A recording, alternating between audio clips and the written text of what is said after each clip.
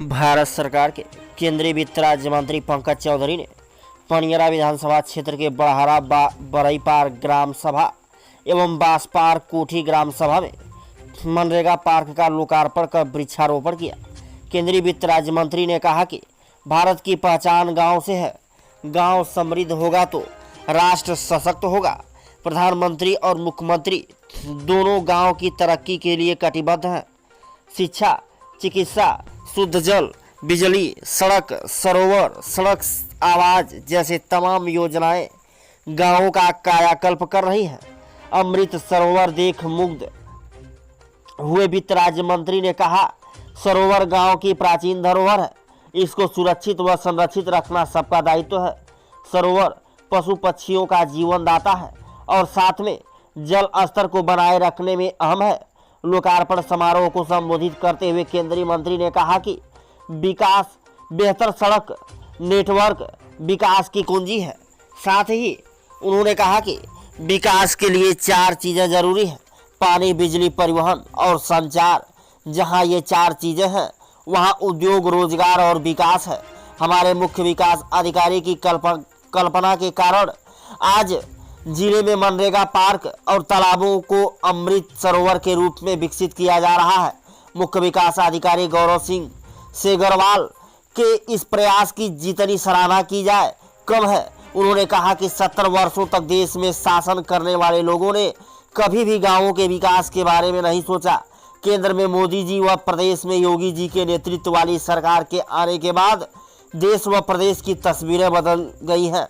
बेहतर सड़कों का निर्माण हो रहा है, पर्याप्त मात्रा में बिजली और प्रधानमंत्री आवास के माध्यम से गरीबों के सिर पर छत, हर घर शौचालय, किसान सम्मान निधि के अलावा तमाम विकास परक योजनाओं के माध्यम से ग्रामीण इलाकों में भी विकास हो रहा है। देखा पूरी रिपोर्ट हमारे संवाददाता कृपा शंकर योगी के साथ। सांसद और विधायक भी अगर आपके पक्ष का हो और जिले के अधिकारियों की टीम अगर गड़बड़ हो तो भी कहीं ना कहीं विकास में बाधा आता है। मैं सीडीओ साहब को धन्यवाद ज्ञापित करना चाहता हूं कि मनरेगा पार्क की योजना इनकी कल्पना है। ऐसा नहीं कि पूरे प्रदेश में बन रहा है, एक अच्छी सोच है।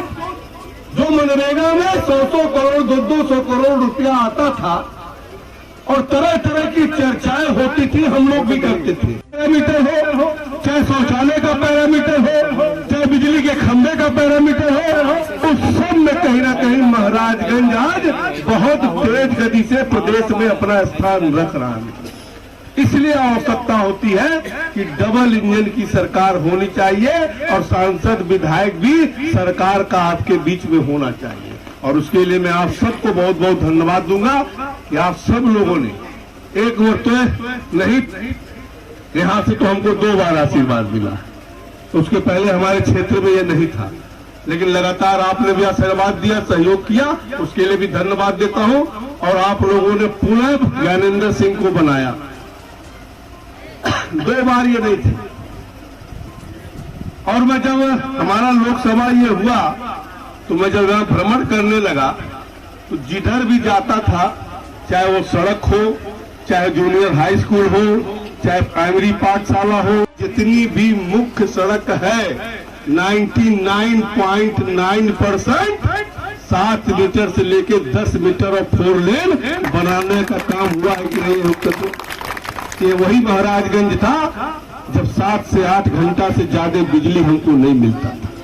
ये वही महाराजगंज है जहां पर 1,75,000 बिजली का खंभा लगा, तब जाकर सभी गांव तक, सभी टोलों तक बिजली पहुंच पाया। क्योंकि ये करने में हम सफल इसलिए हो पाए कि हमारे प्रधानमंत्री का, हमारे मुख्यमंत्री का लक्ष्य है कि आजादी के 70 साल बीत जाने के बाद भी जो आवश्यकता की चीज है बिजली, वो भी हर गांव तक नहीं पहुंचा था। और हमने बिना किसी भेदभाव के, बिना किसी जाति धर्म को देखे ये तय किया कि हमें हर घर तक बिजली पहुंचाना है और हमने पहुंचा करके दिखाया है।